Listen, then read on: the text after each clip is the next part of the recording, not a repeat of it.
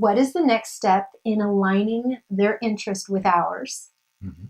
in becoming a member of the Profit Society? Okay, so we already talked about, being on the same page as far as things like the sovereign individual and having that understanding. Of course, there's other components such as the amount of money that they make, the type of lifestyle they already have. Mm-hmm. This is somebody. I don't want to set it up there, extremely high, like some private clubs do, but I think we set it around 250,000 or more, okay, a year that somebody makes, because the society at that point is really going to be a very advantageous Mm-hmm, thing. mm-hmm. Okay, it's gonna do a lot, and especially if they're making a lot more than that, 10x, 100x, to return on investment, so to speak, um, of what they're putting into what they're getting. Mm-hmm. With this type of a structure, with a tax immune entity. So being on the same page, of course, is somebody that recognizes this as valuable, and they're going forward to be able to utilize it. A lot of the things in the sovereign individual, and there's a number of different books that predicted a lot of the things that would happen with the information-based society and the internet. The component that I've always seen that was missing in all of it is exactly what we do. Yes, yeah. That's with helping to structure these private clubs, these societies, helping to put them together. Yeah. Okay. Yeah, you can forecast all you want what is going to happen, but when it comes down to it, you've got to have the mechanics. You have to have the actionable steps to actually making something work. Exactly. For you. Yeah. Exactly.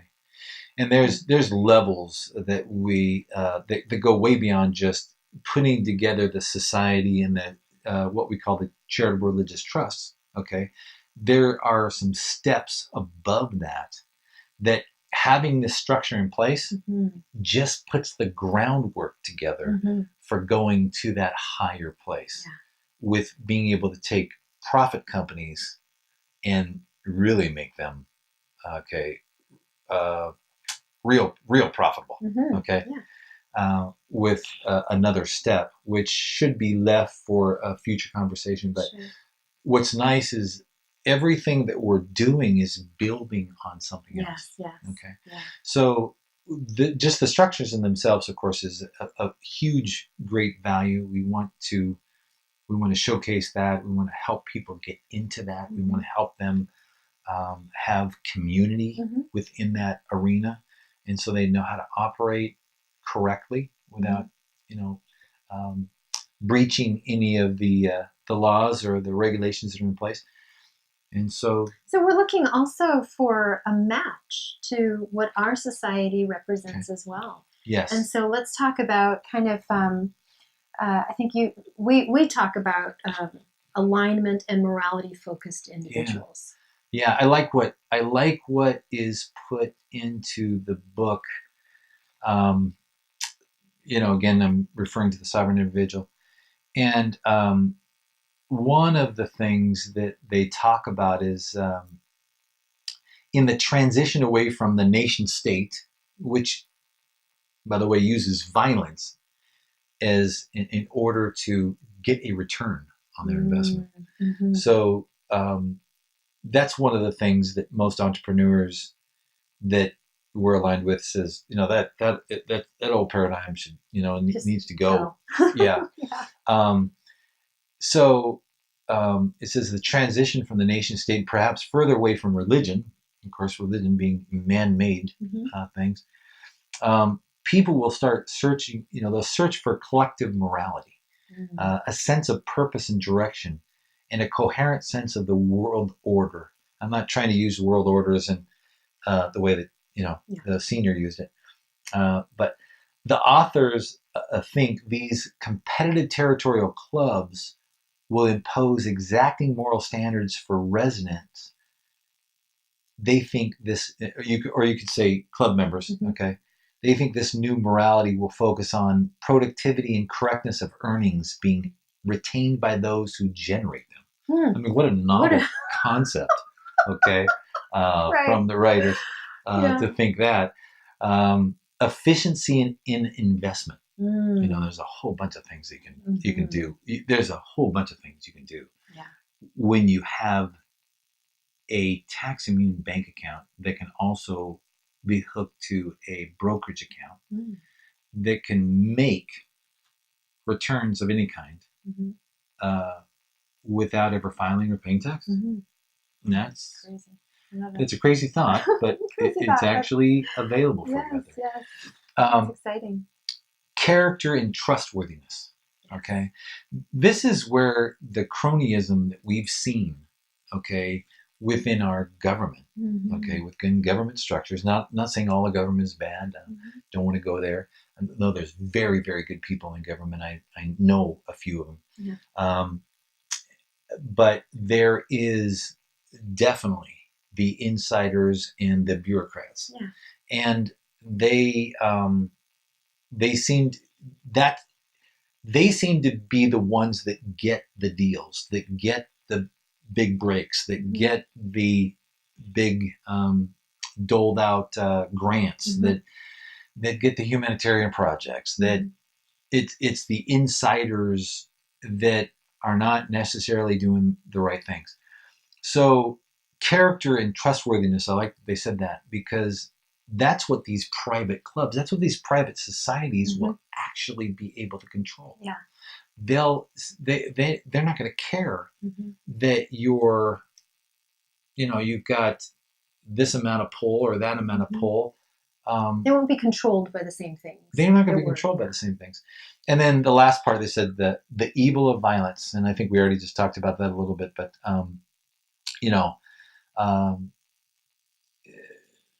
it's one of those things where that's why this is happening. That's why people are starting to find these and congregate, is because they want to get away from that. Yeah. I'm glad you actually brought that out, because that's a turning point for a lot of individuals that are whatever industry you're in, whether as a professional or an owner or what have you. You have this. Many of us are experiencing the same things, of understanding that we're evolving into something new. Yes. We can't quite put our finger on it just yet, but we're hoping that the Prophet Society gives you a kind of new vocabulary to be able to explore what those new options are. Yeah. So I think you explained it really well. Well, let's define then who the ideal candidate for membership is. I think we talked economically. We talked about that. A little bit economically. We talked about mission focused. Do you want to expand on that? Any type of, Yeah, mission focus is so great, because I find, and it really is. It's the 4% of the people that we're talking to. Yeah.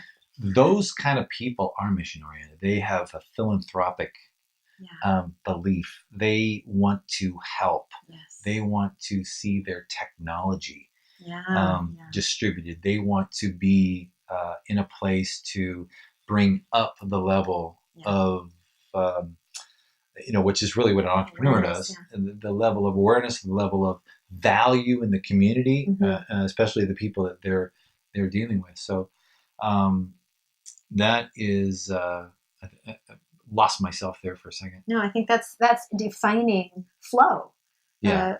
Really, you want to take your ideas and your industry to a new level of really operating in flow. And these societies help you to do that. Yes. Help to architect that for you.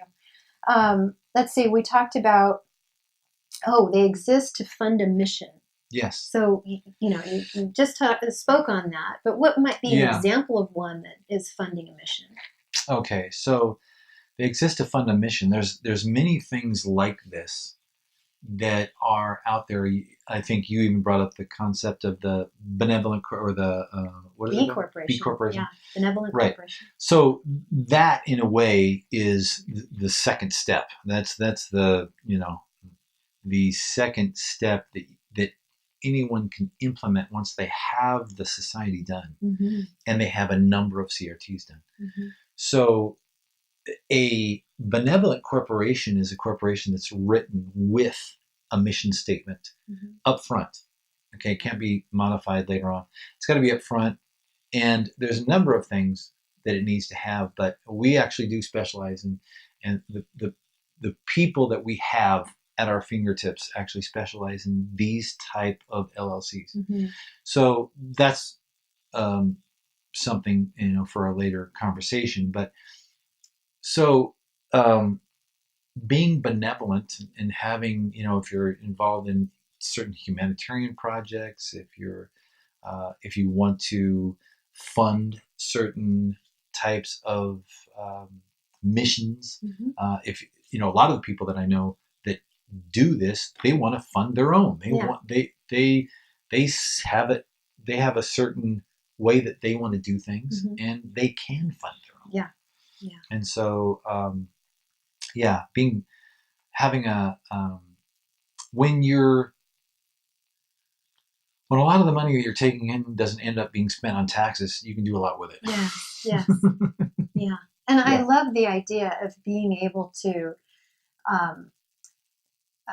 share within multiple societies that your mission can be extended into other societies that you support in the same, like in an ecosystem. And that's where I think it gets so super sexy, because they're now creating or designing a reality that goes beyond kind of the red tape that you experience with the 501s or the nonprofit entities that you're kind of used to. Right. Now you have this free-flowing way of communicating with another society and actually making a lot of headway that most organizations can't even do because of funding or paperwork or just limiting beliefs around it. So I really enjoy working within a society that has this capacity. Okay, so I also wanted to mention that in order to become a member, we like to align and find out more information about those potential members to see if there are real alignments with our society. And so the membership request form is on our website. So you go to theprofitsociety.org and you can fill out a request for membership. And that way we can get to know what your ideals are and where you're situated to see if membership is actually for you. But from here on out, what we're going to be talking about is after you've made that decision and you've said, yes, I would, this is what I really would benefit with. We're going to just briefly take you through the process in which you would have to, what your expectation would be, the process of actually establishing a society. So let's walk through that. Okay. One of the first things that you talked to me about was defining that mission and then naming the society. All right. So the name of the society. So we were talking a little bit about that. So every society has to have a name. Every religious order has to have a name. And so you need that.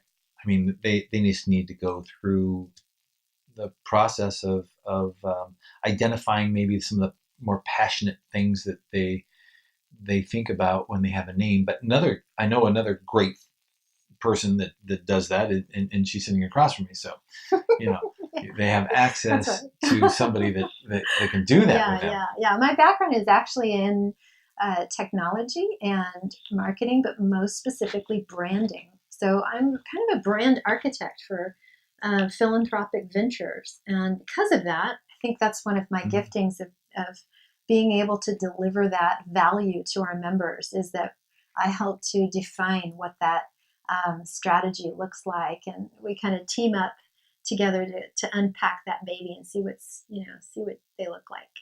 Yeah. That's awesome. So another thing is that the concept, and I'll reiterate this, the society itself, the religious order, if you want to call it that, the private club, okay, that's put together, it has, what's really cool about it it only has a mandate for one officer. So it's run by one person who's administrator or the overseer or the managing director. There's a number of things that you can call yourself. but they are the one that makes the final decision on everything. Mm-hmm. There's no board that has to be put together. There's no monthly meetings or quarterly meetings or yearly meetings that have to be established in order to comply with whatever. So you can have that with your society. You can put those requirements in as a stipulation in your own documents that you want. I mean, you're free to do that. But once you have the society, it has good asset protection. It's better than having it in your name. Mm-hmm. Okay, it's probably, and it's better than having it just in an LLC. Mm-hmm. Okay, mm-hmm. But having real asset protection is not having all your eggs in one basket or in one entity's name. And so this society provides the foundational paperwork and entity that is not only recognized as a body corporate, but also a body politic. Mm-hmm. Okay, and that's for, we can talk to people about what those two mean. But I think you actually define that in the Beyond Bulletproof. I think a little bit. We go into that. The downloadable PDF that you could receive. So in order to really achieve some really, really good asset protection, and you need multiple entities, and they're not connected when it comes to each other. Yeah. Okay, so they're looked at as insulated, isolated, and separate. Mm-hmm. They have their own EIN numbers. Mm-hmm. They have their own bank accounts. They hold things like intellectual property. Mm-hmm.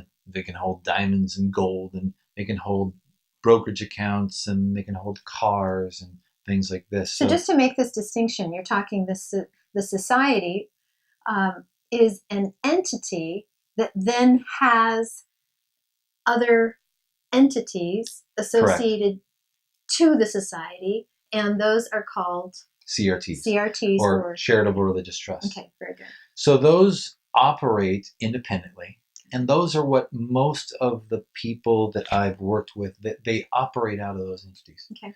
They operate the bank accounts. They operate the missions. They operate and disperse funds. Mm-hmm. They operate from the CRTs. So they're one of the easiest things to get open. So in addition to the society name, right, you will have to name. You'll have to name the CRT. Okay. And that will have a name, and it'll be the XYZ, okay, and then it'll say trust afterwards.